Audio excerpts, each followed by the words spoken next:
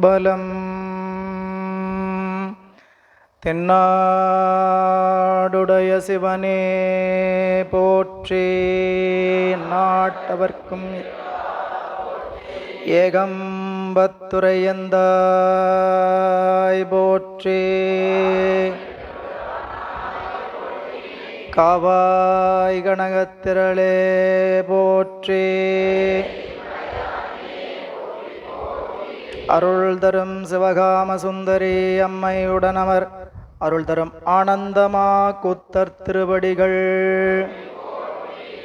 ஊழியர்கோன் வெப்பொழித்த புகழியர்கோன் கடல் போற்றி, ஆழிமிசைகள் மிதப்பில் அணிந்த பிரானடி போற்றி, வாழி திருநாவலூர் வன் தொண்டர் பதம் போற்றி, ஊழிமலி திருவாத ஊரர் திருத்தாள் போற்றி, தில்லைவாழந்தனரே முதலாக சிறுபடைத்த தொல்லையதாம் திருத்தொண்ட தொகையடியார் பதம் போற்றி, ஒல்லையவர் புராண கதை உலகறிய விரித்துரைத்த செல்வமலி குன்றத்தூர் செக்கிழாரடி போற்றி, ஈராண்டில் சிவஞானம் பெற்றுயர்ந்த மெய்கண்டார் இணைத்தாள் போற்றி, நாராண்ட பல்லடியார் கருள் புரிந்த அருள் நந்தி நற்றாள் போற்றி, நீராண்ட கடந்தை நகர் மறைஞான சம்பந்தர் நிழல்தாள் போற்றி, சீராண்ட தில்லை நகர் உமாபதியார் செம்பதுமத் திருத்தாள் போற்றி போற்றி. அரைசனே என்பர்க்கடியனேனுடைய பனே ஆவியோடு ஆக்கை புரை புரை கனிய புகுந்து நின்றுருக்கிப் பொய்யிருள் கடிந்த மெச்சுடரே, திரை பொறாமன்னும் அமுதத்தென் கடலே திருப்பெரும் துறை உரை சிவனே, உரை உணர்விறந்து நின்றுணர்வதோர் உணர்வே, யானுன்னை உரைக்குமாறு உணர்த்தே, சைவத்தின் மேல் சமயம் வேறு இல்லை, அதில் சார் சிவமாம் தெய்வத்தின் மேல் தெய்வம் இல்லெனும், நான் மறை செம்பொருள் வாய்மை வைத்த சீர்திரு தேவாரமும் திருவாசகமும் உய்வை தரச் செய்த நால்வர் பொற்றாள் எம் உயிர்த்துணையே, கல்லால் நிழல் மலை வில்லார் அருளிய பொல்லார் இணைமலர் நல்லார் புனைவரே.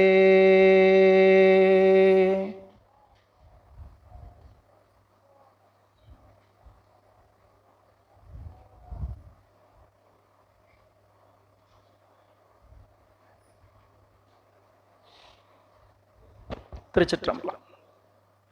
எல்லாமல்ல இறைவனுடைய அருட்பெரும் கருணையினாலும் குருவருளும் முன்னின்று அருள் செய்ய நன்மை பொருந்திய நன்னாளாம் இந்த இனிய நாளில் திருப்பத்தூர் மாநகரில் சைவ சிவமடத்தினுடைய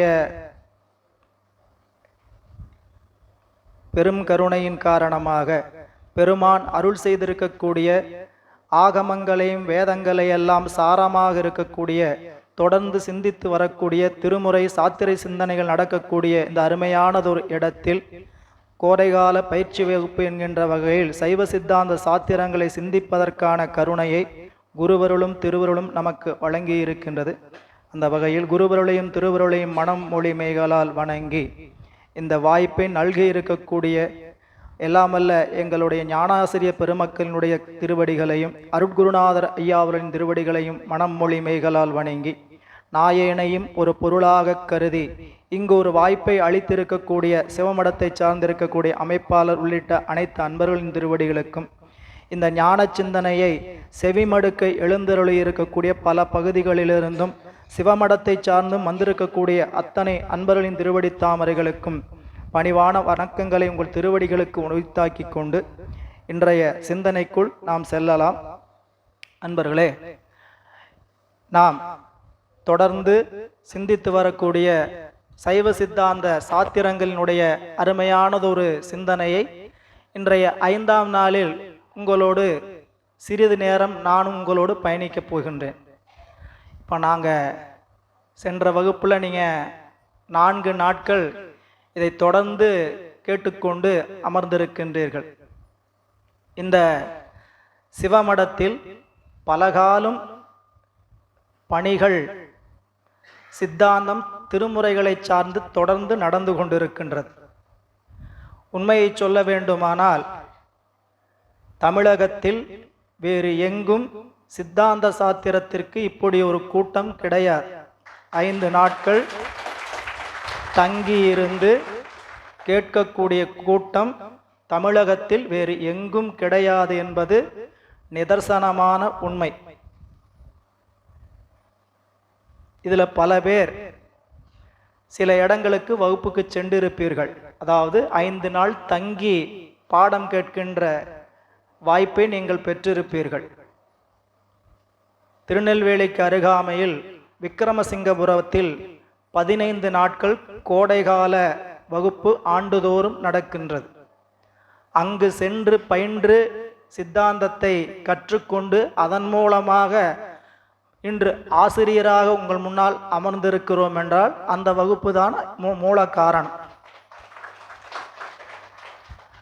அடுத்ததாக மதுரை தியாகராசர் கல்லூரியில் பாடம் நடக்கின்றது. 7 நாட்கள் தொடர்ச்சியாக நடக்கின்றது. ஈரோடு மாநகரில் சைவ சித்தாந்த சபையின் வாயிலாக வகுப்புகள் நடக்கின்றன. ஒரு 7 நாட்கள் தொடர்ச்சியாக நடக்கின்றன. இப்படி இன்னும் நிறைய இடங்கள் இருக்கின்றன. இதில் போய் படித்தவங்களுக்கு தெரியும். அங்கெல்லாம் அன்பர்களுடைய வருகை எண்ணிக்கை எந்த அளவு இருக்கு, இங்கே நீங்கள் இந்த அளவுக்கு வந்து சேருவதற்கான திருவருள் என்னன்னு கொஞ்சம் சிந்திச்சு பார்த்தீங்கன்னா, திருவருளுடைய சம்மதம் என்று சொன்னாலும், ஏன்னா எப்பொழுதுமே நம்மளுடைய ஞானாசிரிய பெருமக்களும் அருளாளர்களும் நமக்கு குறிப்பிட்டு இருக்கக்கூடிய ஒன்று என்னன்னு கேட்டீங்கன்னா, தவம் செய்ய வேண்டுமானால் அதற்கு ஒரு தவம் வேண்டும். தவம் செய்வதற்கு தவம் வேண்டும்.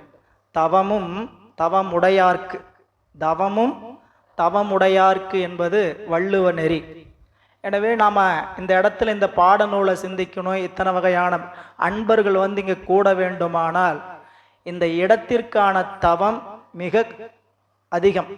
அதுலேயும் சென்ற ஆண்டுகளில் நாம் இன்னும் தவத்தை கூட்டிக் கொண்டே இருக்கின்றோம். இந்த இடத்திற்கு நால்வர் பெருமக்களை எழுந்தருளும் திருமேனியாக எழுந்தருளல் செய்து, சந்தானாச்சாரியார்களை எழுந்தருள் மூர்த்தியாக எழுந்தருளல் செய்து, அடுத்ததாக தெய்வ சேக்கிழார் பெருமானையும் எம்பிராட்டி காரைக்கால் அம்மையாரையும் துரைசையாதீனம் மெய்கண்டார் சந்தானமாக விளங்கக்கூடிய திருக்கைலாய பரம்பரையினுடைய குரு முதல்வர் ஸ்ரீலஸ்ரீ நமச்சிவாயமூர்த்தியினுடைய எழுந்தருளும் திருமேனியையும், அடுத்ததாக ஆனந்தமா கூத்த பெருமானையும், நம்மளுடைய விநாயகப் பெருமானையும் முருகப்பெருமானையும் எல்லாம் இங்கே சுத்தியும் நாம் எழுந்தருள் மூர்த்தியாக இந்த இடத்துல அமர்ந்து கொண்டு இந்த அருள் வீச்சு கிரகிக்கக்கூடிய வாங்கக்கூடிய இடத்துல இப்போ நாம் இன்னும் கூடுதலான தவத்தை செய்கிறோம்.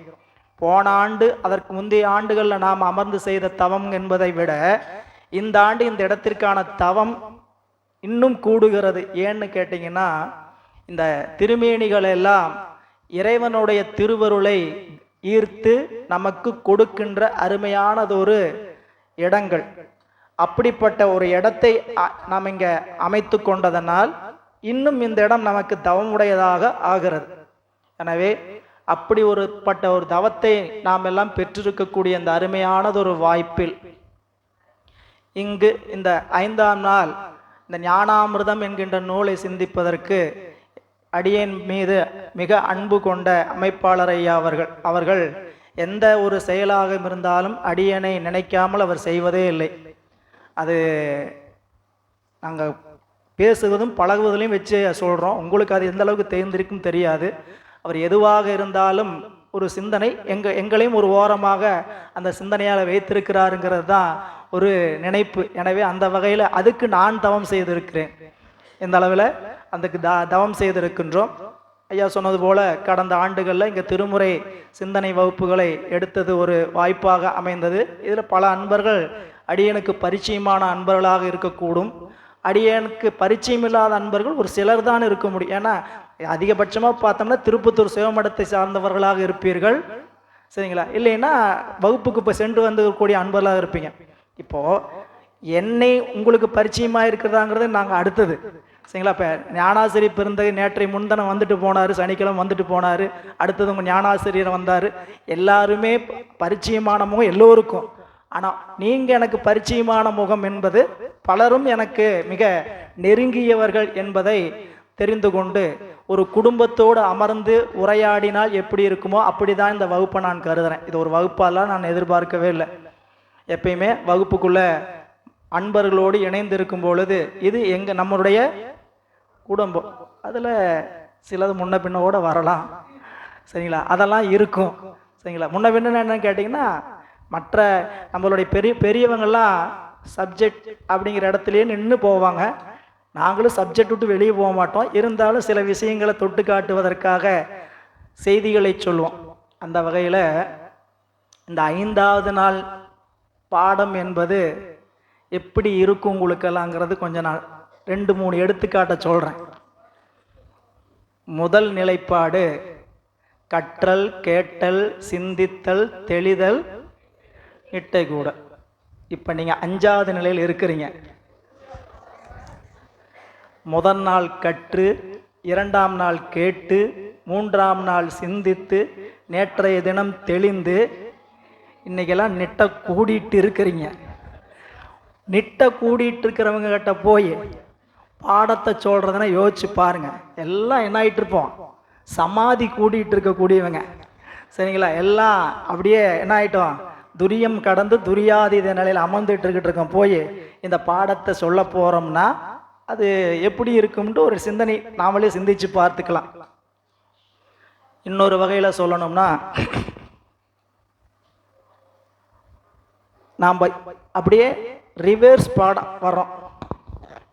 நாம் எப்படி வரோன்னு கேட்டிங்கன்னா, முதல்ல இலக்கியம் கற்க வேண்டும், 2வது புராணம் கற்க வேண்டும், 3வது சாத்திரம் கற்க வேண்டும், 4வது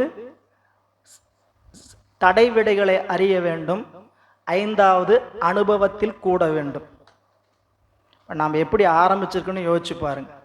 திருக்களிற்றுப்படியார் முதல் நாள். அந்த நூலுக்கு பெயர் ஆசிரியர் நிறைய சொல்லியிருப்பாங்க. சுருக்கமாக சொல்லணும்னா, பரிபக்குவப்பட்ட ஆன்மாக்களுக்கு அனுபவத்திற்காக சொல்லப்பட்ட நூல் திருக்களிற்றுப்படியார். அதில் சாதனை, அப்படி இறைவன் உண்டு, உயிர் உண்டு, பாசம் உண்டு அப்படிங்கிற பேச்சுக்கெல்லாம் இடமே இல்லை. என்ன மட்டும் பேசப்படுன்னு கேட்டிங்கன்னா, உயிர்கள் சாதித்து அனுபவத்திற்கான அனுபவத்தை சொல்வது உந்தியாரும் திருக்களிற்றுப்படியார். முதல் நாளே அனுபவ பாடத்தை கேட்டவங்ககிட்ட போய் அடுத்த 2வது நாள் ஆசிரியர் வினாக்களை எல்லாம் எழுப்பி, புரியுங்களா உங்களுக்கு, வினாக்களை எல்லாம் எழுப்பி விடையெல்லாம் நீங்கள் பார்த்துக்குங்கன்னு விட்டுட்டு போயிட்டார். ஆசிரியர் ஐயா ஞானாசிரியர் என்ன பண்ணாங்க, எல்லா நூலை பற்றியும் சொன்னாங்க இல்லைங்களா? சிவஞான போதத்தினுடைய அமைப்பு, எம்பிரான் மெய்கண்ட தேவநாயனார் வினாவையே கேட்காமே விடைகளை மட்டுமே சொல்லி சென்றார். சிவஞான சித்தியாரும் 20 தடை விடைகளாக நடை போடுவது. சிவஞான சித்தியாரும் 20 தடை விடைகளாக நடை போடுவது. அடுத்தது உண்மை விளக்கம் வந்தார். அவர் கேள்வி கேட்டு பதில் சொல்லி, கேள்வி கேட்டு பதில் சொல்லி, கேள்வி கேட்டு பதில் சொல்லி போனார். அடுத்த நூல்லாம் அப்படியே விரிச்சுக்கிட்டே வாங்க. ஆனால் வினா வெண்பாவை பற்றி பார்த்தோம்னா, கேள்வி அவருடையது, பதில் நம்முடையது. மாணாக்கன்னா யாரும் இல்லை, நாம் தான்.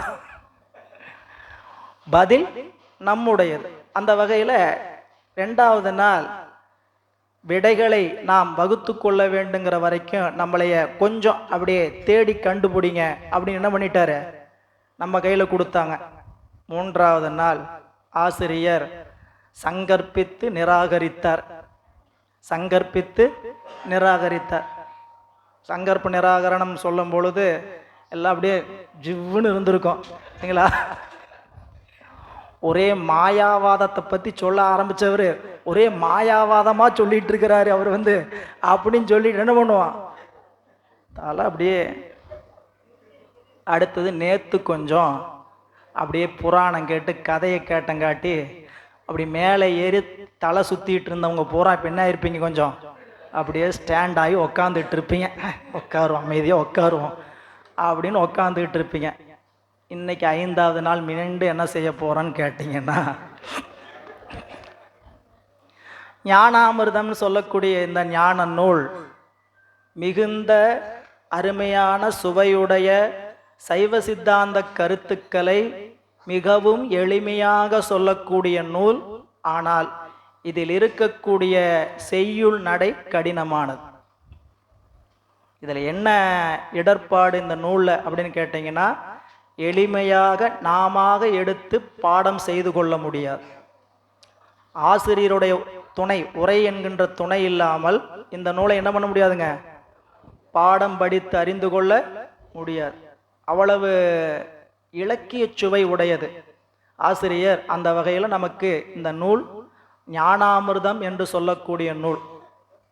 சைவ சமயத்தில் இருக்கக்கூடிய கொடை நமக்கு எண்ணற்ற கொடைகள். நாம் எப்பயுமே நாம் வகுப்புகள் ஒவ்வொரு முறையும் சொல்ல வேண்டிய ஒரு விஷயம் என்னன்னு கேட்டிங்கன்னா, நாம் நிறைய சொத்துக்களுக்கு சொந்தக்காரர்கள். நம்மகிட்ட என்ன சொத்து இல்லைன்னு சொல்லுங்க பார்க்கலாம். புரியுங்களா? என்ன வளம் இல்லை இந்த என் கையை வேந்த வேண்டும் அப்படின்னு வேற எதையே வச்சுக்காதீங்க, சரிங்களா? உங்களுக்கு என்ன வேணும்? இம்மை பலன் வேண்டுமா, மறுமை பலன் வேண்டுமா, அம்மை பலன் வேண்டுமா? எல்லாத்தையும் நாங்களே தர்றோம். நீங்கள் வெளியே எங்கேயும் போக வேண்டாம். இது எப்படிப்பட்ட இடம்னு கேட்டால், நம்மளுடைய சைவ சமயம் ஒரு மால். இது டிபார்ட்மெண்ட் ஸ்டோர்னு நினச்சக்கூடாது, இதை ஒரு மளிகை கடைன்னு நினச்சிக்க கூடாது, இதை ஒரு பெட்டி கடைன்னு நினச்சக்கூடாது. இது எப்படிப்பட்ட ஸ்டோர்? மால்.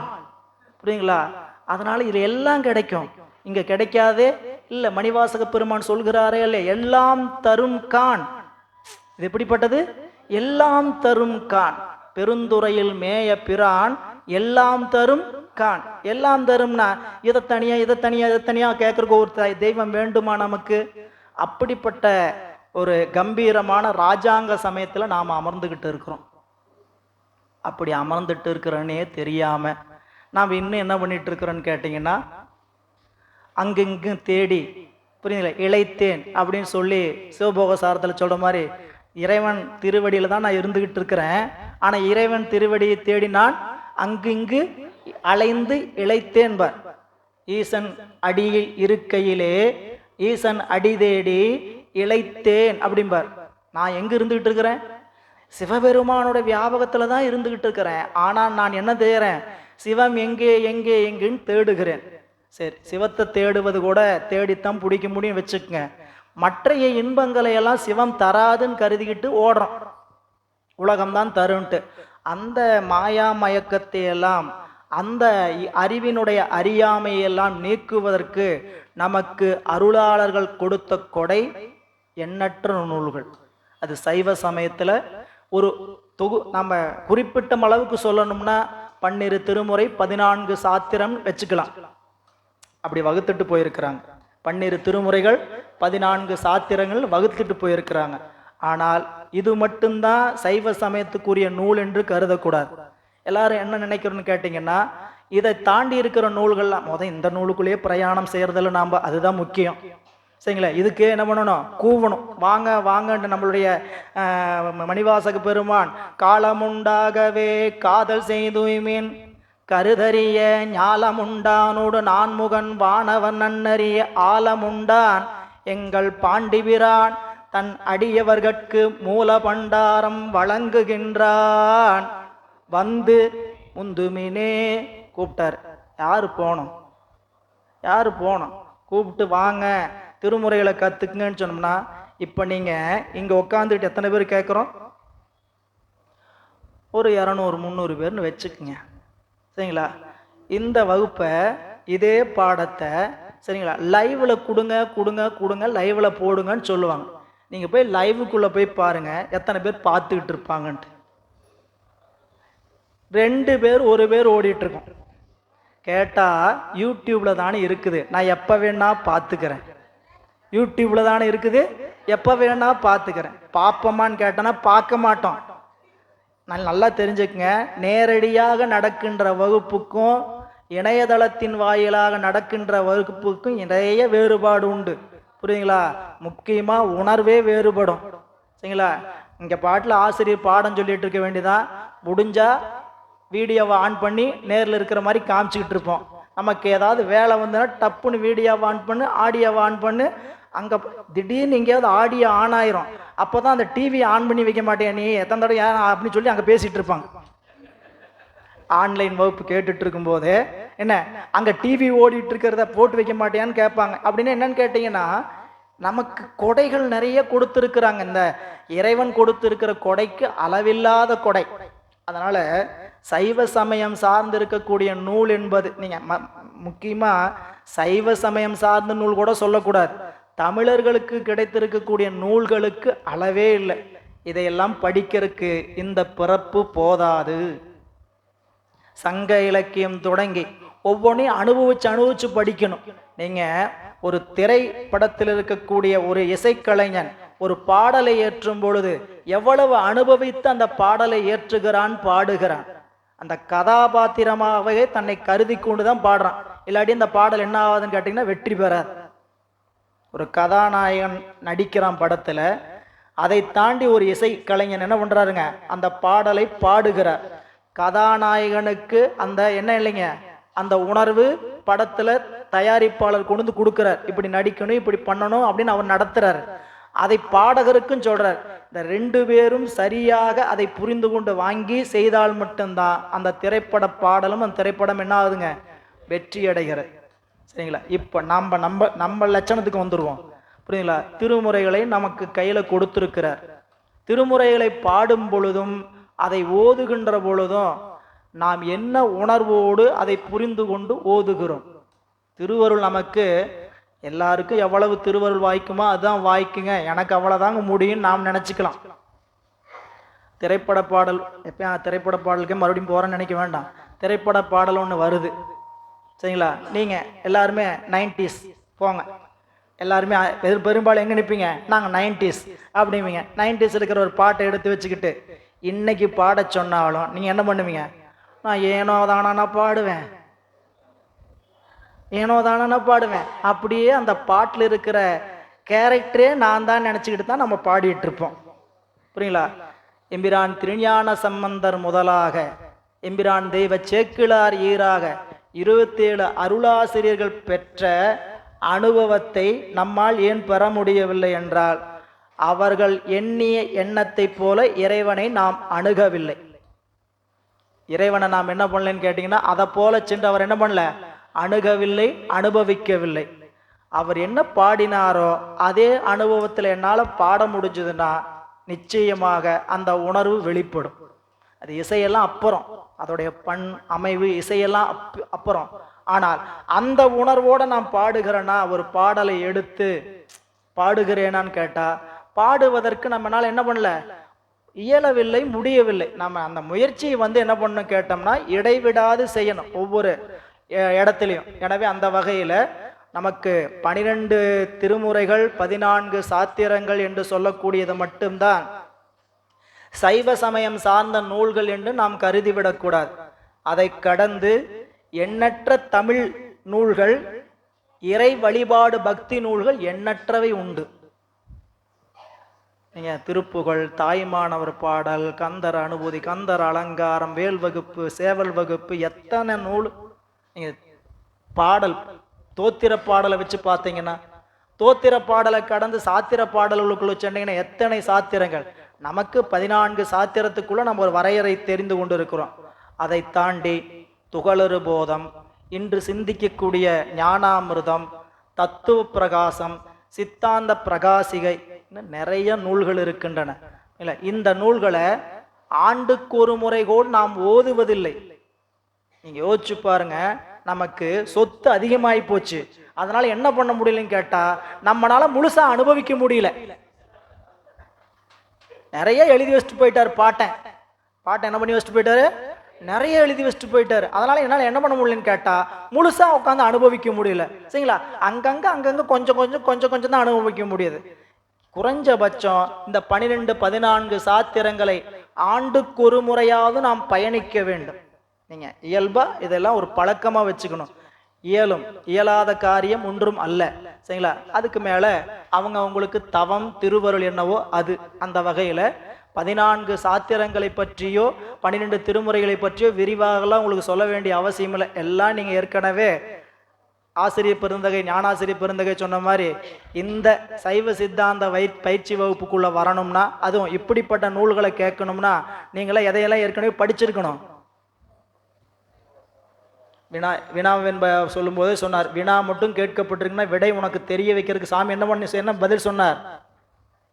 ஏற்கனவே நீங்கள்லாம் உண்மை விளக்கம் படித்து, திருவருட்பயன் படித்து, சிவஞான போதம் படித்து, சிவஞான சித்தியார் படித்து, போற்றி பகருடை படித்து, நெஞ்சு விடுதூது படித்து, எல்லாம் படித்து தெளிஞ்சு உணர்ந்து இருக்கிறனால கேள்வி கேட்டாலே எங்கள் ஆட்கள் செமையாக சொல்லுவாங்க ஐயா அப்படின்ட்டு என்ன பண்ணிட்டாங்க, வினா வெண்பாவுக்கு வந்தேன்னு சொன்னார் ஞானாசிரியர் பெருமகன்.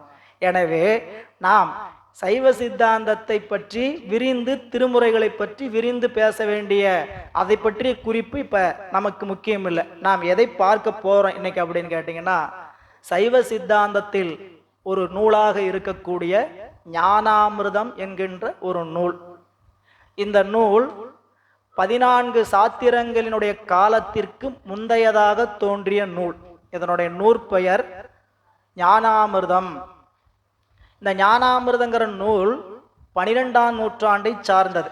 இதனுடைய காலம் 12ஆம் நூற்றாண்டை சார்ந்ததுங்க. இதனுடைய ஆசிரியர் வாகீச பண்டிதர் அல்லது வாகீச முனிவர் என்று அழைக்கப்படுகிறார். இதனுடைய ஆசிரியர் பெருமகனார் வாகீச முனிவர் அல்லது வாகீச பண்டிதர் என்று அழைக்கிறார். இவருடைய மரபு கோலகி சந்தானம் என்று சொல்லக்கூடிய சந்தானம். அன்பர்களே, இந்த சந்தானம் இன்று மரபு வழக்கத்தில் இல்லை. இன்னைக்கு திருக்கைலாய பரமம்பரை மெய்கண்ட சந்தானம் இருக்கின்றது. அதுபோல நிறைய சந்தானங்கள் நாம் தமிழகத்தில் பார்க்கிறோம், திருமடங்களை பார்க்கின்றோம். இவை பல சந்தானங்கள்ல இந்த கோலகி சந்தானம் என்றது 11ஆம் நூற்றாண்டில் தோன்றி 13ஆம் நூற்றாண்டுகள் வரை இருந்ததாக ஆசிரியர் பெருமகனார், உரையாசிரியர் பெருமகனார் போற்றுதலுக்குரிய சிவத்திரு ஆனந்தராசன் ஐயா அவர்கள் குறிப்பிடுகிறார்கள். இதனுடைய வரலாறு, அதாவது ஆசிரியர் பெருமானுடைய வரலாறு ஒன்றும் பெரிதாக கிடைக்கல. நம்மளுடைய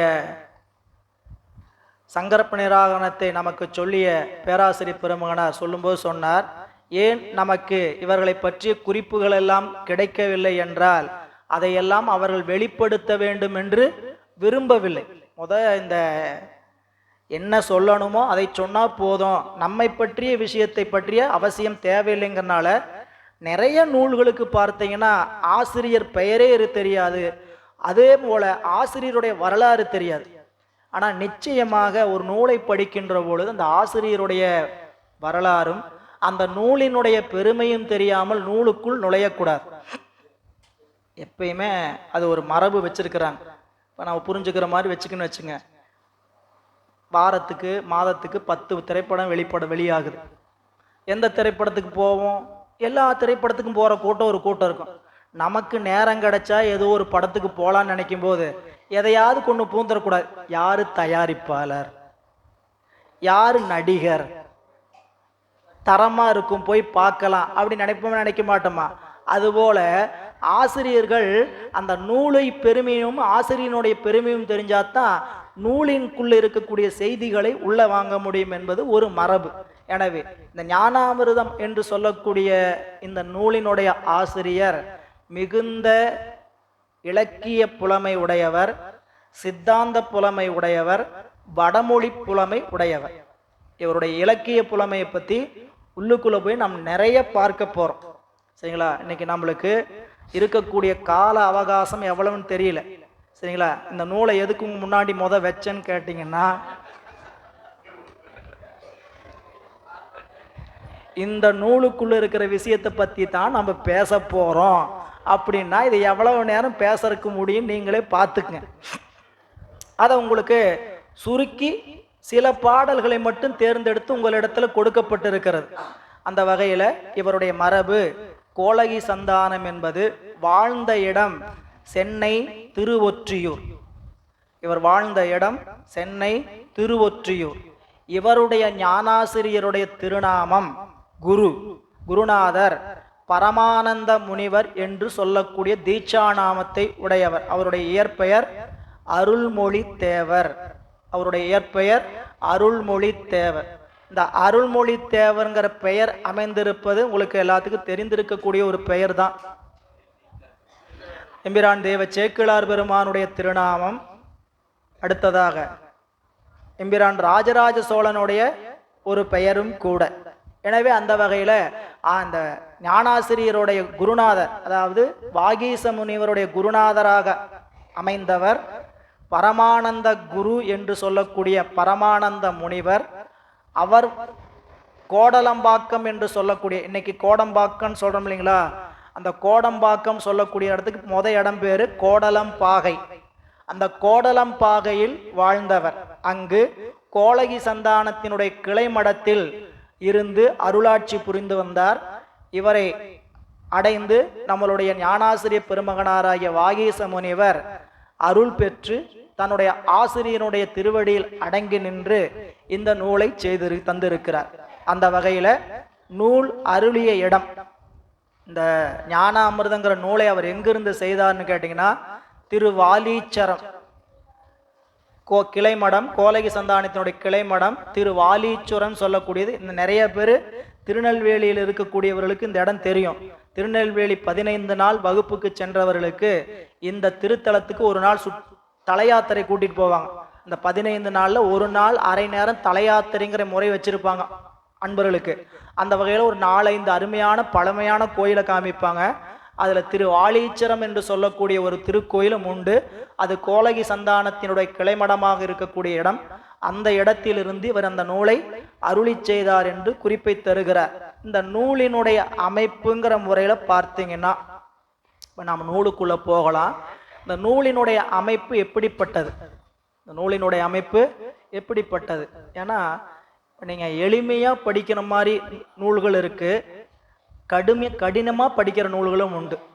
நம்மளாம் சில பேர் சில நூலுக்குள்ளெல்லாம் உள்ளேயே போறதில்லை. சரிங்களா? திருக்கோவையார்னு ஒரு நூல் உண்டு. திருக்கோவையார் நூலுக்குள்ள என்ன பண்ண மாட்டோம், ஏதோ ஒரு பாட்டு தெரிஞ்சதுன்னா அதை வச்சுட்டு என்ன பண்ணுவோம், அப்படியே வாழ்க்கை முழுக்க 12 திருமுறைக்கு ஒரு பாட்டு, ஒரே ஒரு பாட்டு, சிறைவான் புறத்தில்லை சிற்றம் அப்படின்னு பாட்டை வச்சுக்கிட்டு அதை வச்சுக்கிட்டே காலத்தை அப்படியே ஓட்டுவோம். 400 பாடல்கள் உண்டு. அதுல 400 பாடல்கள் இருக்கு. அதனால இந்த நூலினுடைய அமைப்பு, நீங்க இதையே திருக்குறள் திருவருட்பயன் எடுத்தீங்கன்னா 1.25 அடி, ரொம்ப எளிமையா என்ன பண்றோம், அதையே எளிமைன்னு சொல்றீங்க நீங்க, அதுவே எங்களுக்கு கடினமா தெரியுதுங்க ஐயா. வெண்பா, உண்மை விளக்கம் வெண்பா, ரொம்ப எளிமையா மனசுக்குள்ள போய் பதிகிற அமைப்புன்னு கேட்டீங்கன்னா குறள் வெண்பா, செய்யுள் வெண்பா என்று சொல்லக்கூடிய அந்த வெண்பா ரொம்ப எளிமையா போய் மனசுல பதியும். அதை தாண்டி போனீங்கன்னா நிறைய கலிவருத்தம், வஞ்சி கலித்துறை, இப்படின்னு கட்டளை கலிவருத்தம், அப்படியெல்லாம் செய்யுள் அமைப்புகள் இலக்கண அமைப்புல இருக்கு. இதெல்லாம் இருக்கட்டும். இந்த நூல் அமைந்திருக்கக்கூடிய அமைப்பு பார்த்தீங்கன்னா அகவற்பா என்று சொல்லக்கூடிய அமைப்பு. இந்த அகவற்பான்னு சொன்னோம்னாவே ஒருத்தர் நினைவுக்கு வந்துடும் நம்மளுக்கு. அகவற்பான்னு சொன்னாலே ஒருவர் நினைவுக்கு வரணும். ஆமா, அவரை நினைவுக்கு வரணும். திருவருட்பான்னு சொன்னாவே அது என்னன்னு கேட்டீங்கன்னா முழுக்க முழுக்க பெரும்பான்மையா அகவற்பால் அமைந்திருப்பது. அப்படி பாடனவங்க நிறைய பேர் நம் திருமுறைகள்ல முதல் 3 பேர் இருக்கக்கூடிய எம்பிரான் திருஞான சம்பந்தர், எம்பிரான் திருநாவுக்கரசர், எம்பிரான் சுந்தரமூர்த்தி நாயனார் எல்லாம் இந்த அகவற்பா முறையை மேற்கொள்ளல. அவங்க முழுக்க முழுக்க செய்யுள் நடையில தான் போனாங்க. 4ஆவதாக இருக்கக்கூடிய திருவாசகத்தில் தான் இந்த அகவற்பா முறை என்பது ஒன்று உள்ளது. முதல் 4 பகுதி சிவபுராணம், கீர்த்தி திரு அகவல், திரு அண்டப்பகுதி, போற்றி திரு அகவல் என்று சொல்லக்கூடிய 4 பகுதியும் அகவற்பா முறையில் அமைந்திருப்பது. அதை தாண்டி 9ஆம் திருமுறை 10ஆம் திருமுறையில் இல்லை. மீண்டும் 11ஆம் திருமுறைக்குள் நுழைந்தீங்கன்னா பட்டினத்தடிகள் போன்றோர் சேரமான் பெருமாள் நாயனார் போன்றோரெல்லாம் அகவற்பா முறையை கையாண்டிருக்கிறார்கள். மீண்டும் 12ஆம் திருமுறைக்குள்ள வந்தீங்கன்னா அகவற்பா கிடையாது. நீ சைவ சித்தாந்த சாஸ்திரத்துக்குள்ள பார்த்தீங்கன்னா 6 சாஸ்திரம், முதல் 6 திரு களிற்றுப்படியார், திரு உந்தியார், சிவஞான போதம், உண்மை விளக்கம், சிவஞான சித்தியார், இருபா 20 என்று சொல்லக்கூடிய 6 நூல்களும், சிவப்பிரகாசம், வினா வெண்பா, உண்மை நெறி விளக்கம், போற்றி இது கொடிக்கவி என்று சொல்லக்கூடிய நூல்கள் எல்லாம் அகவற்பா கிடையாது. ஆனால் நெஞ்சு விடு தூதும் போற்றி பகருடை என்று சொல்லக்கூடிய சங்கற்ப நிராகரணம் அமைந்திருக்கக்கூடிய முறை அகவற்பா. சரி, இதெல்லாம் நாங்க தெரிஞ்சு என்ன நாங்க அகவற்பாவா எழுத போறோம், எந்த பாவும் எழுத மாட்டோம் அப்படின்னு நீங்க நினைக்கலாம். சரிங்களா?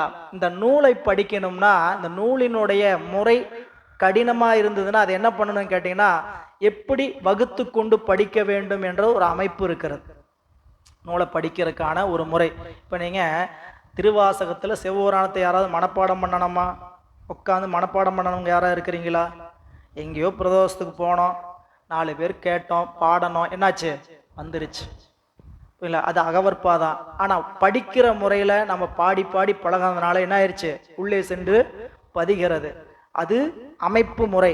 எனவே அந்த வகையில இந்த நூல் அகவற்பா முறையில் அமைந்திருக்கக்கூடிய அருமையான ஒரு நூல். பின்னாடி வந்தவங்க நிறைய அப்படி பாடி இருக்கிறாங்க. முன்னாடி இலக்கியம் பாடினவங்கலாம் அப்படித்தான் பாடினாங்க. நம்ம சங்க புலவர்கள் சங்க இலக்கியத்துல பாடினவங்கெல்லாம் மணிமேகலை, சிலப்பதிகாரம் போன்ற நூல்கள்லாம் அப்படிப்பட்ட நூல்களாகத்தான் அமைந்திருக்கின்றன பெரும்பான்மையா. அதுல சின்ன சின்ன வெண்பாக்கள் போன்ற இதெல்லாம் குறைவு. எனவே அந்த வகையில் இந்த நூல் 75 அகவற்பாக்களால் ஆனது. மொத்தம் 75 அகவற்பா. அகவற்பாவுக்கு இலக்கணம் என்னன்னு கேட்டீங்கன்னா, 3 அடி முதல் அதற்கு மேலே எத்தனை அடி வேண்டுமானாலும் செல்லலாம். குறைந்தபட்சம் 3 அடி முதல் அளவு விரிந்து கொண்டு போகலாம். இங்க எம்பிரான் வாகீச முனிவராகிய ஞானாமிர்தத்தினுடைய ஆசிரியர் பெருந்தகை இந்த நூல்ல 3 அடி முதல் 100 அடி வரை எடுத்தாண்டு இருக்கிறார். அவர் ஆண்டு இருக்க இந்த நூல் இல்ல, மொத்த வெண்பா அளவு செல்ல வேண்டிய இடம் 3 அடி முதல் 100 அடி வரை. இங்க ஆசிரியர் பெருமகனார் 4 அடி முதல் 56 அடி வரை கையாண்டு இருக்கிறார் அவர் நூலுக்குள்ள. எனவே அந்த வகையில 75 அகவற்பாக்களை கொண்டிருப்பது இந்த நூல். இந்த நூல்ல இந்த அகவற்பாவென்று சொல்லக்கூடிய இந்த முறைமையை தாண்டி இந்த நூலினுடைய அடுத்த நிலை என்னன்னு கேட்டீங்கன்னா, என்ன இதுல இந்த மற்ற நூல்களுக்கும் இந்த நூல்களுக்கு என்ன வேறுபாடு?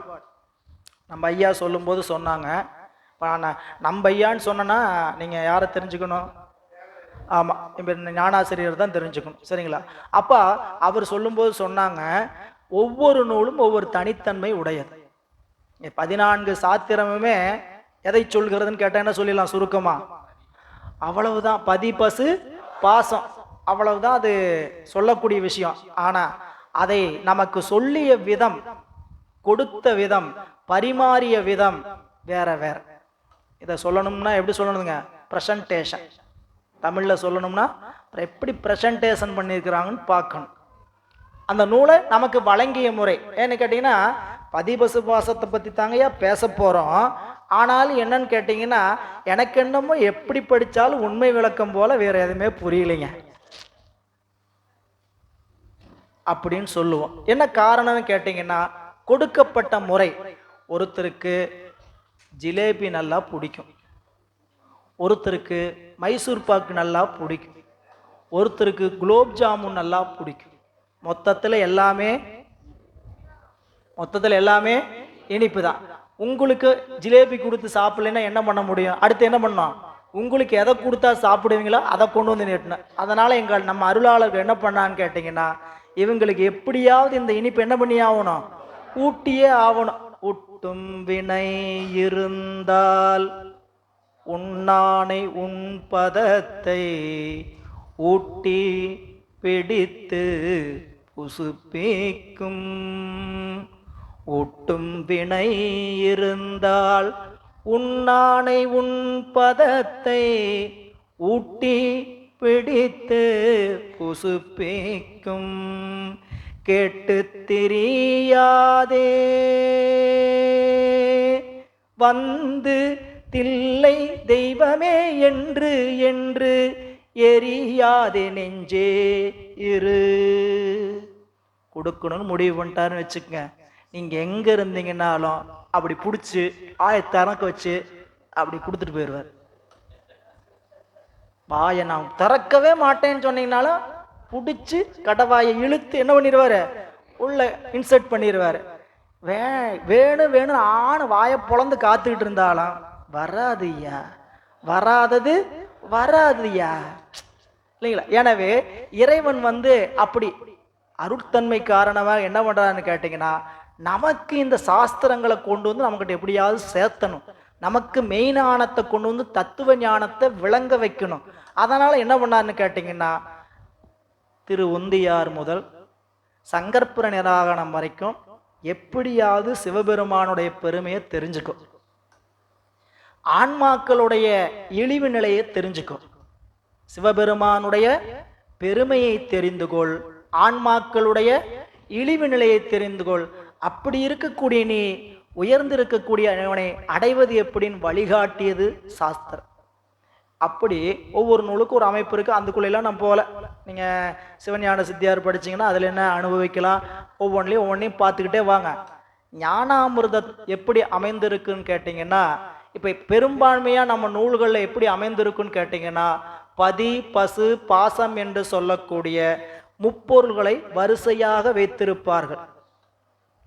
சிவஞான போதம் எடுத்தால் முதல் நூற்பா பதியின் இலக்கணம், இரண்டாம் நூற்பா பாசத்தின் பதியினுடைய பிரமாணம், இரண்டாம் நூற்பா பாசத்தினுடைய பிரமாணம், மூன்றாம் நூற்பா பசுவினுடைய பிரமாணம், நான்காம் நூற்பா பசுவின் இலக்கணம், ஐந்தாம் நூற்பா பாசத்தினுடைய இலக்கணம், ஆறாம் நூற்பா இறைவனுடைய இலக்கணம்.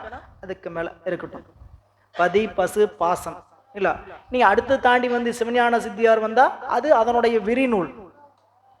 அடுத்து வந்தீங்கன்னா திருவருட்பயன் முதல் பதி முது நிலை. முதல் என்ன சொல்றாரு, பதி முது நிலை. அடுத்தது என்ன சொன்னார், உயிர் அவை நிலை, உயிர்களுடைய நிலை என்னன்னு சொல்றார். முதல்ல இறைவனை சொன்னார், அடுத்தது பசுவாகிய உயிரை பற்றி சொன்னார். மூன்று, இந்த பசுவை இறைவனிடத்தில் சேர விடாமல் தடை செய்திருக்கக்கூடிய பாசமாகிய இருள் மல நிலை.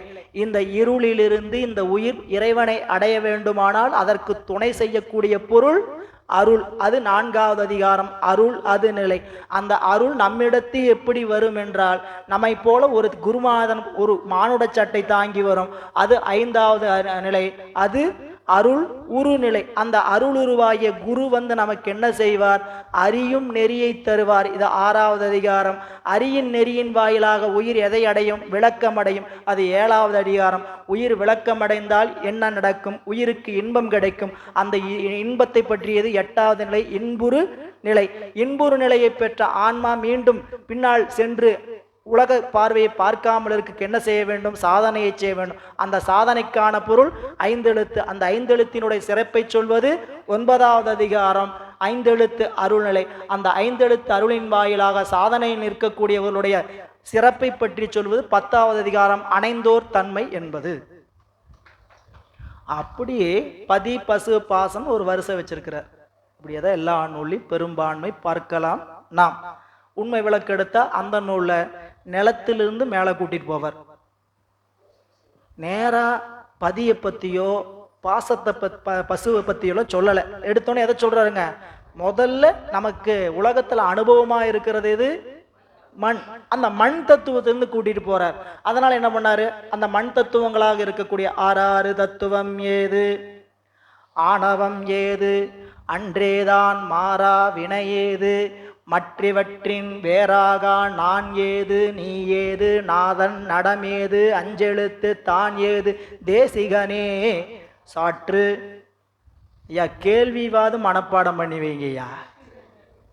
குறைஞ்சபட்சம் என்ன இந்த 7 கேள்வி இருக்குது. என்ன எதை பத்தின கேள்வி, நான் யாருன்னு தெரிஞ்சுக்கிறத பத்தி கேட்கக்கூடிய கேள்வி 7 கேள்வி இருக்குது.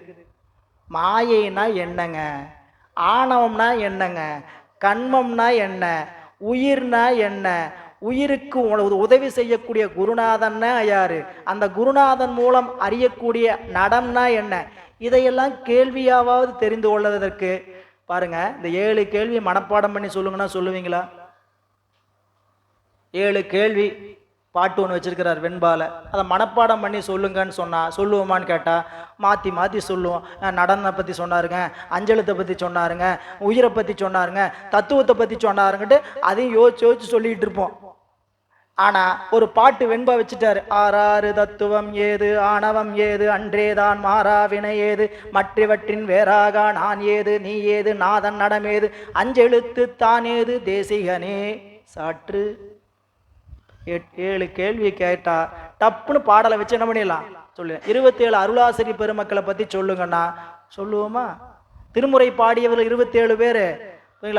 ஐயா தம்மானை அறியாத சாதியார் உளரோ அம்பியார் பாடுறார். என்னுடைய தலைவனை தெரியாத ஒரு திருப்பனா? அப்போ எனக்கு இந்த ஞான செல்வங்களை கொடுத்து சென்றிருக்கக்கூடிய அந்த அருளாளர் பெருமக்களுடைய பெயரை கூட நாம் தெரிந்து கொள்வதற்கான வாய்ப்பை பெறலைன்னும். அதுக்கு என்ன பண்ணாங்க? நீங்க அவ்வளவுலாம் சிரமப்படாதீங்க, எளிமையா பாடி வச்சிருக்கிறோம். திருஞான சம்பந்தர், நாவரசர், சுந்தரர், திருவாத ஊரர் மற்றை மீதம் புத்தகத்தில் சென்று படிக்க. நூலுக்குள்ள வருவோம். அகவற்பா 75 அகவற்பாக்கள் அமைந்திருப்பது. இந்த நூலினுடைய அமைப்பினுடைய இன்னொரு சிறப்பு என்னன்னு கேட்டீங்கன்னா, மற்ற நூல்கள் பதி பசு பாசம் என்று செல்லும். இந்த நூல் பசு பாசம் பதி என்று பயணிக்கிறது. முதல் ஆசிரியர் எதை பற்றி சொல்கிறார்னு கேட்டீங்கன்னா, நேரா பதியை பற்றியோ பாசத்தை பற்றியோ சொல்லவில்லை. நான் யார், பசுவினுடைய லட்சணத்தை தான் சொல்றார். பசுனா யாரு, நம்மளுடைய லட்சணம் வேற. ஏதோ பசுன்னா வெளியே கட்டி வச்சிருக்கிற பசுன்னு நினைச்சிடக்கூடாது. வாசல்ல வெளியே கட்டி வச்சிருக்கிறாங்க பாருங்க, அந்த பசு இல்லை. பசுனாவே யாரு? நாம தான். அந்த பசுவை கண்டுதான் திருமூலர் இறங்குறார். திருமூலருடைய வரலாறு, ஒரு இடையன் இறந்து கிடக்கிறான், பசு கூட்டங்கள் எல்லாம் அதை கண்டு அழுது கொண்டிருக்கின்றன. இது புராணம். அதை கண்டு நம்மளுடைய திருக்கைலாயத்திலிருந்து வந்த சுந்தரநாதராகிய யோகி என்ன பண்ணாருங்க? அவருக்கு அருள் செய்தார். அருள் செய்ததுக்கு இதுக்கு நீங்க தத்துவமாக எடுத்து பார்த்தீங்கன்னா, உலகில் உழன்று கொண்டிருக்கக்கூடிய பொருள்களை கண்டு ஒரு பசு அழுது கொண்டிருக்கிறது. உலகில் இருக்கக்கூடிய பொருள்களை கண்டு நீ அழுகாதே, இதோ உனக்கு ஞானத்தை தருகின்ற பொருளை நான் தருகிறேன் சொல்லி அதற்கு அழுகை தீர்த்து அருள் புரிந்தார் திருமூலர். எனவே அந்த வகையில இந்த நூல் பசு பாசம் பதி என்ற அமைப்பிலே அமைந்துள்ளது. இந்த நூல்ல இன்னொரு சில சூழல் என்னன்னு கேட்டீங்கன்னா, சொற்களை ஆற்றொழுக்காக நாம் என்ன பண்ண முடியாதுன்னு கேட்டீங்கன்னா, பொருள் செய்ய முடியாது. சொற்களை ஆற்றொழுக்காக பொருள் செய்ய முடியாது. இந்த ஆற்றொழுக்காக பொருள் செய்வதற்கும் மற்ற நிலைக்கும் இந்த தமிழ் இலக்கணம் படித்தவங்களுக்கு தெரியும். ஒரு செய்யுளை, ஒரு வெண்பாவை, ஒரு நூலை பொருள் செய்யணும்னா அதை எப்படி செய்யணுங்கிறதுக்கு 10 வகையான முறைகள் காட்டியிருக்கிறாங்க. எல்லாத்துக்கும் தெரிஞ்சதை சொல்கிறேன், நீங்கள் எதையோ தெரியாதையோ சொல்லிட்டு இருக்காதீங்க. 2 வார்த்தை தெரியாத சொல்கிறீங்கன்னு பேசுறது எனக்கு கேட்குது, புரியுதுங்களா? அதில் என்னன்னா கொண்டு கூட்டு, அதுக்கு பேர் கொண்டு கூட்டு.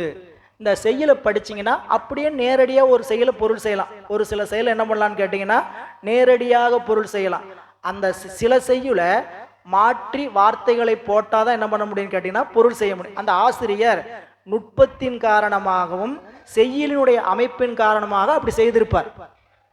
நீங்க திருமூலர் திருமந்திரம் படிச்சோம்னா ஏன் நமக்கு நேரடியா விளங்கலைன்னு கேட்டா, அவர் சூட்சும பொருளை அப்படி வச்சிருக்கிறார், புரியுதுங்களா?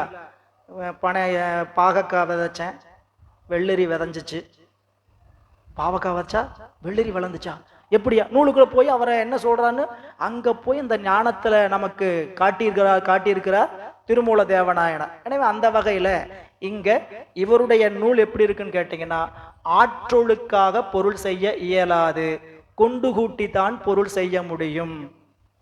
இதுக்கு ஒரு உதாரணம் சொல்லணும்னா, எல்லோரும் சிவபோகசாரம் படித்திருப்பீர்கள். சும்மா தனு வருமோ, சும்மா பிணி வருமோ, சும்மா வருமோ சுகதுக்கம், நம்மால் முன் செய்த வினைக்கு ஈடாம் சிவனருள் செய்விப்பது என்றால் எய்தவனை நாடியிரு. இந்த பாட்டை சரிங்களா இன்னும் கொஞ்சம் புரிஞ்சுக்கிறமா வச்சுக்கிட்டீங்கன்னா சரிங்களா, நம்மால் முன் செய்த வினைக்கு ஈடாம் சிவன் அருள் செய்விப்பது என்றால் எய்தவனை நாடியிரு. எய்து சிவன் அருள் நாடியிரு. எய்தவனை நாடியிரு, அவர்தான் நமக்கு வினை ஊற்றவர். புரியல? அவரை போய் நாடுன்னு சொல்றது ஒண்ணு, அவரை சென்று நாடுன்னு ஒண்ணு. எய்தியவரை நாடு, எய்தியவனா அம்ப விட்டவரை நாடுன்னு அர்த்தம். இன்னொன்னு அவனிடம் சென்று நாடு. இப்படி நிறைய இருக்கு திருமுறைக்குள்ள. இதையெல்லாம் திருமுறை ஓதுவாமூர்த்திகள் நீங்க பாடும்போது கேட்டீங்கன்னா நல்லா ரசனையா இருக்கும். அதுல இப்படி பாடி காட்டியவர் ரொம்ப நமக்கு நெஞ்சத்துல புகுத்தியவர், போற்றுதலுக்குரிய மரியாதைக்குரிய என்றும் மாறாமல் நினைந்து கொண்டிருக்கக்கூடிய தருமபுரம் பா சுவாமிநாதன் ஐயா அவர்கள். அவர்களுடைய திருமுறை தான் நம்மை தமிழகத்துல பெரும்பான்மையானவர்களை அறிவை திருத்தி இருக்கிறது. சரிங்களா? பெரும்பான்மை எங்களை திருத்தியது அவருடைய பாடல் தான். அதுல எந்த விதமான மாற்று கருத்தும் கிடையாது. அந்த வகையில இந்த நூல் ஆற்றலுக்காக பொருள் கூட்ட முடியாது என்று ஒன்று. நூலை நம்ம இப்ப எந்த நூல் வழியாக உரையை பார்க்க இருக்கிறோம்னு கேட்டீங்கன்னா, ஞானாமிர்த நூல்ல எல்லா செயலையும் நம்ம பார்க்க இல்லை. ஒரு 10 செயல் எடுத்திருக்கிறோம். அந்த 10 செயலை சொல்றதுக்கு திருவருள் வாய்ப்பு கொடுத்தாவே பெரிய சிறப்பு. இன்னைக்கு அந்த 10 செயலை சொல்ல வச்சுட்டாருன்னா இன்னைக்கு சாமி நல்லா நமக்கு நிறைந்த கருணை செய்திருக்கிறாரு நம்ம நினைச்சுக்கணும். அந்த வகையில இந்த நூலில் இருக்கக்கூடிய உரை நிறைய உரை இருக்கு. அதுல இப்ப சமீபத்தில் வெளியிட்ட உரையாக இருப்பது நம்மளுடைய மதுரை தியாகராசர் கல்லூரியில பேராசிரியராக முனைவராக இருந்த ஆனந்தராசன் ஐயா அவருடைய உரை. அந்த உரை தான் உங்கள்கிட்ட அடி அனுப்பி காட்டினேன். இதுக்கு முன்னதாக பல உரைகள் இருக்கின்றன. அதுல பழைய உரை ஒன்று ஔவை துரைசாமி பிள்ளை என்று சொல்லக்கூடியவருடைய உரை. எப்பயுமே ஆனந்தராசன் ஐயா அவருடைய உரை நாங்கள் படித்த அளவில் சொல்கிறோம். அந்த அளவுக்கு ஆராய்ச்சி பண்ணுற அளவுக்கு உங்களுக்கு அறிவு இருக்குதான்லாம் கேட்டுறாதீங்க. சுத்தமாக அறிவு இல்லை. ஏன்னா நான் உங்களுக்கு முதல்லையே சொல்ல வேண்டிய விஷயம் என்ன கேட்டிங்கன்னா, நான் 5வது நாள் பேசிகிட்டு இருக்கிறோம்னு சொன்னோம் இல்லைங்களா, 5வது நாள் பேசுறதுக்கு 2 ஓமை சொல்லிட்டு விட்டுட்டேன். கற்றல், கேட்டல், சிந்தித்தல், தெளிதல், நிட்டை கூடல். அப்புறம்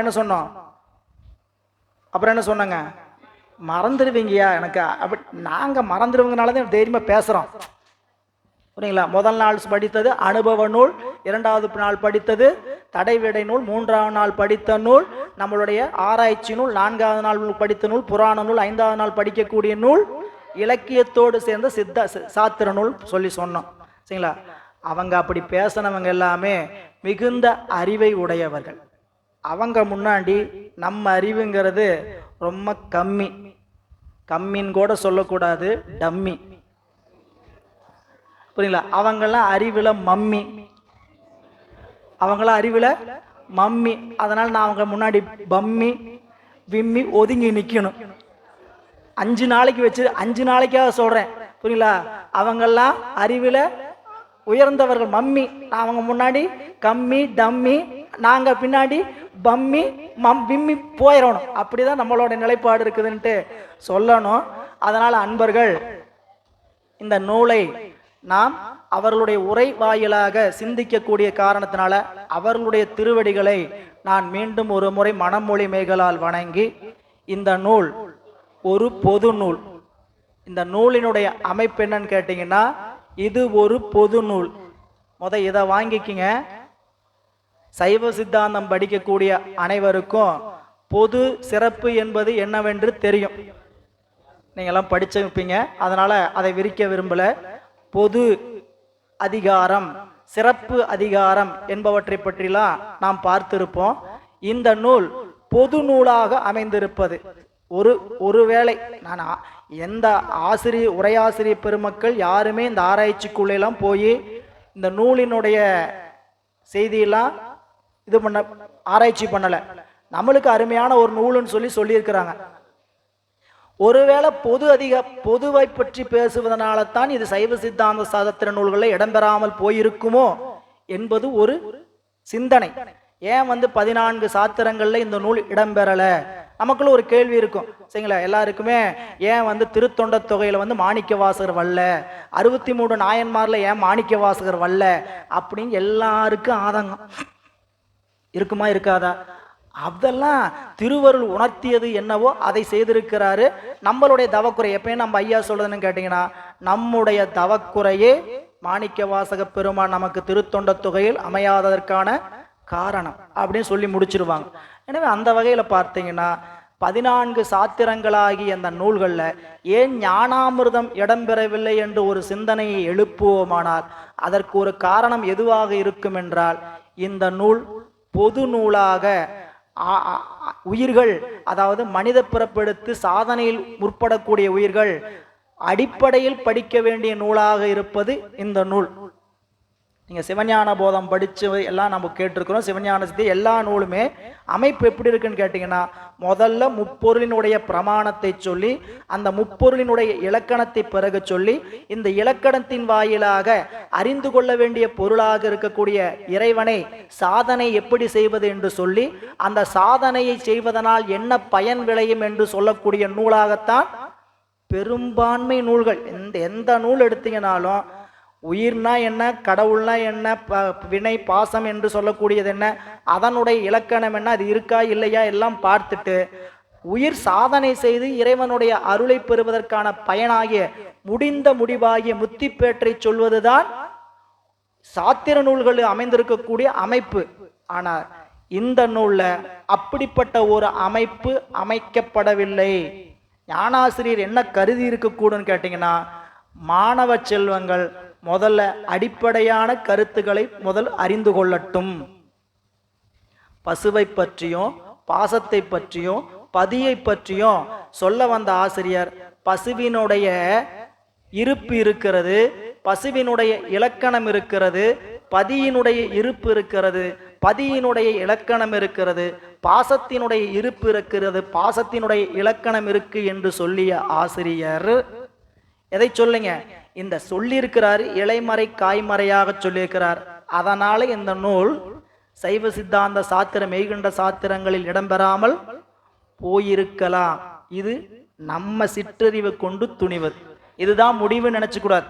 எதுவாக வேண்டுமானாலும் அதற்கு பின்புலம் காரணம் வேறவாக இருக்கலாம். ஆனா நம்ம சிற்றறிவு கெட்டி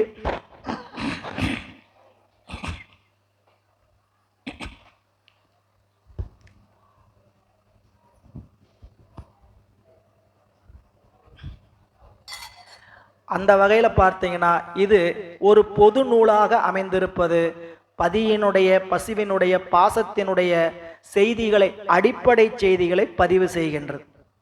அடுத்து இன்னொரு குறிப்பு என்னன்னு கேட்டீங்கன்னா, ஆசிரியர் பெருமான் மற்ற நூல்களில் ஆசிரியர் பெருமக்கள் என்ன செய்திருக்கிறாங்க கேட்டீங்கன்னா, முதல்ல இருப்பை சொல்லி பிறகு இலக்கணத்தை சொல்லியிருப்பாங்க.